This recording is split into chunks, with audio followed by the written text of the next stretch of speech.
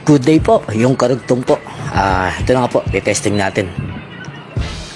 Testing natin nakabukas para makita po natin yung gear kung may problema. Yan nga po, yung gear kung may problema. Kung computer box. Yan nga po, nag-error ulit. Lipat po muna tayo ng pwesto para medyo maganda-ganda po yung ano natin. Para hindi nakaka-istorbo sa nag-refill. Dyan nga po, tinanggal na namin lahat ng pyesa. Meron nga po pala siyang isang spare parts yung pinaglumaan na head. Pero sabi ko wag po itatapon kasi buo naman po yan. Ito nga po, tinesting po namin sa isa. Kasi yung computer box po wala namang problema.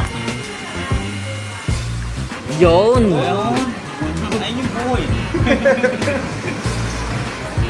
Ayun! Nadali mo rin! Dali rin. Kailangan lang pala palitan ng pyesa. Yun nga po, success po. Nadali po namin. Yun!